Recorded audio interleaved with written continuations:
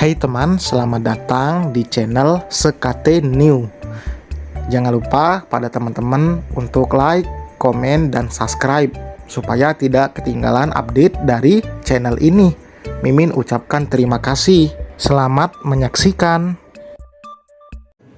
Terpaksa menikahi Pak Ustadz season 3 bab 67. Safa merebahkan tubuhnya di ranjang.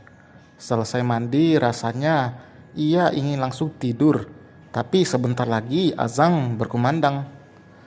Beberapa jam lalu mereka begitu bersenang-senang hingga merasa lelah. Bahkan keberadaan Rafael yang berada tidak jauh dari mereka tidak dipedulikan oleh Safa. Ia hanya tidak ingin merusak liburannya, hanya untuk berdebat dengan orang yang menurutnya tidak penting dan menyebalkan. Meski pada awal ia sudah dibuat kesal karena keberadaan Rafael, namun akhirnya Safa tidak peduli. Mungkin jika sedang tidak liburan seperti ini, ceritanya akan beda lagi. Mau makan di kamar atau di luar? Tanya Yesi. Mending di luar aja. Sayang lo, jauh-jauh kita udah datang ke sini, cuman ngerem di kamar doang. Ikut nggak, Fah?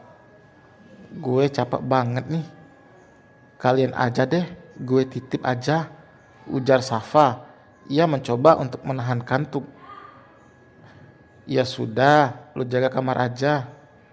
Setelah sholat, mereka langsung keluar. Sengaja memang memesan kamar dengan 3 ranjang, karena memang lebih seru bersama-sama daripada hanya sendirian. Safa langsung merebahkan kembali tubuhnya. Bahkan untuk melepaskan mukena saja tidak dilakukannya karena matanya sudah sangat berat. Merasa baru saja terpejam, suara ketukan pintu terdengar, membuat Safa dengan susah payah bangun dari tidurnya. Ia berpikir itu adalah teman-temannya. Emang mereka nggak bawa kunci kamarnya apa? Gumam Safa, lalu turun dari ranjang. Dengan langkah gontai ia berjalan ke arah pintu, lalu membukanya. Pintu kamar Safa terbuka, bersamaan dengan pintu kamar di seberangnya. Astaga, orang itu terlonjak kaget sampai menjatuhkan ponselnya. Bagaimana tidak kaget jika Safa masih keluar menggunakan mukena putihnya. Mata gadis itu kini terbuka lebar karena ikut kaget mendengar pekikan lelaki itu. Lo sengaja ya mau bikin gue sawan? Emang lo orok pakai sawan segala? Mana ada sawan karena lihat cantik, karena lihat cewek secantik gue. Lo? Raf, ngapain lo? Ayo cepet. Dari kejauhan Mario memanggil, membuat Rafael dengan cepat mengambil ponselnya yang terjatuh, lalu berjalan meninggalkan Safa. Gadis itu salah mengira, berpikir jika pintu kamarnya diketuk.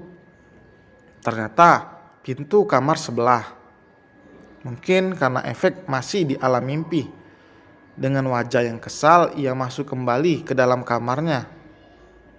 Wajar saja Rafael kaget, karena saat berbalik badan, sosok putih berdiri di seberangnya.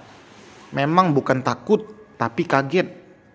Keduanya tidak tahu jika kamar mereka ternyata berseberangan. Emang dia pikir gue hantu apa? Sunggut Safa, lalu membuka mukenanya.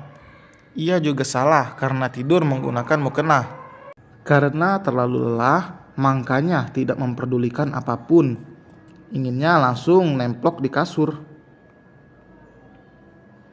Kalau lo udah terkenal, jangan lupa sama teman lo yang satu ini, ucap Mario sambil melihat foto-foto hasil jepretannya tadi. Gue bukan kacang lupa kulit, gue emang orangnya pelupa, tapi gue gak bakalan pernah lupa tangan mana yang pernah nyambut gue saat susah dan kaki mana yang melangkah pergi saat gue butuh. Mario mengalihkan tatapannya pada Rafael. Dalam banget kata-kata lo, dari hati ya? Rafael mengedikan bahunya. lalu mematikan puntung rokok dan membakar yang baru. Meski ia dekat dengan Mario, tapi Rafael tidak pernah menceritakan masalah keluarganya pada lelaki itu. Hanya Derry yang tahu soal masa lalu Rafael seperti apa.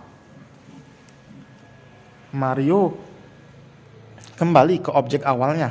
Senyum tersungging di bibirnya saat melihat foto yang sebenarnya tidak sengaja diambil. Ia memperlihatkan itu pada Rafael. Foto saat detik-detik Rafael dan Safa sebelum jatuh ke dalam air. Kalian cocok juga, Rafael mencibir. Cocok jadi rival.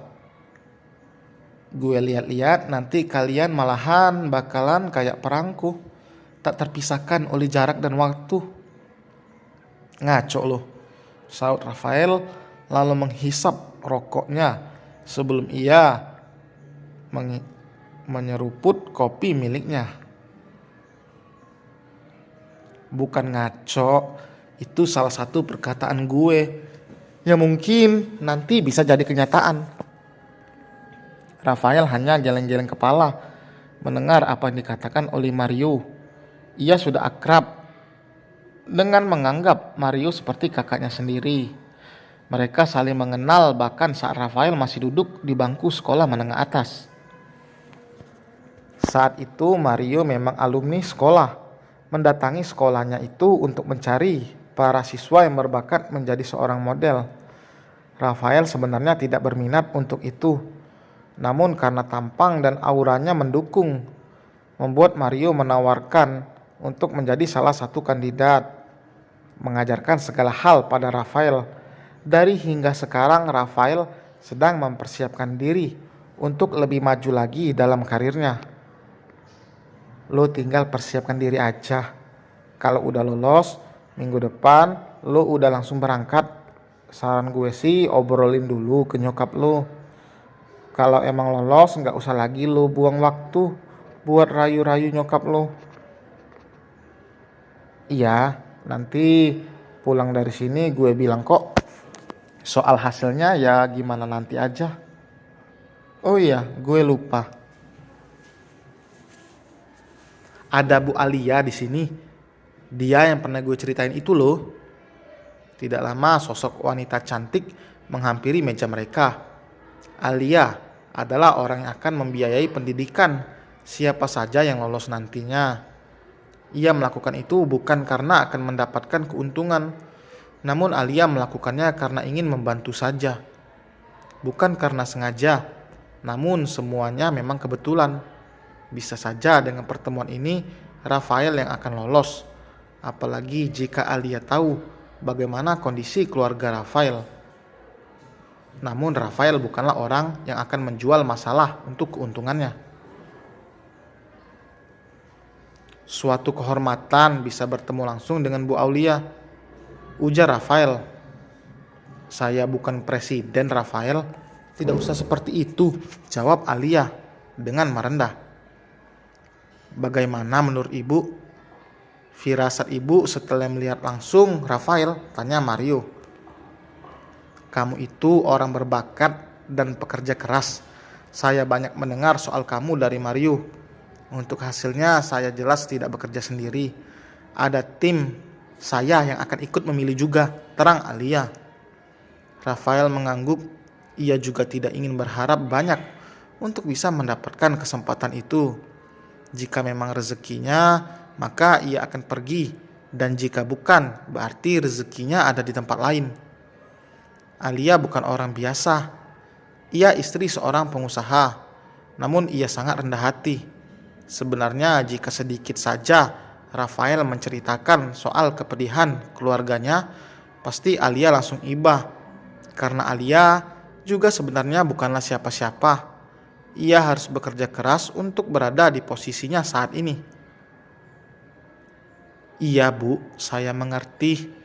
Penilaian ibu dan tim juga pasti sangat adil. Saya percaya, ucap Mario. Jika memang kamu tidak lolos, kamu bisa masuk agensi saya.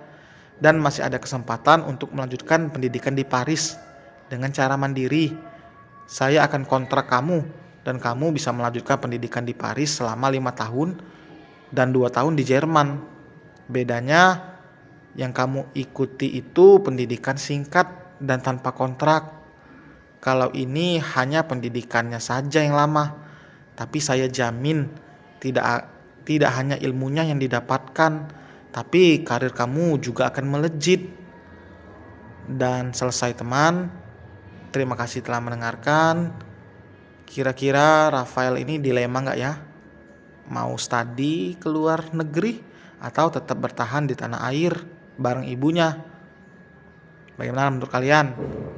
Demi ibunya juga mungkin Safa ya. Tulis di kolom komentar.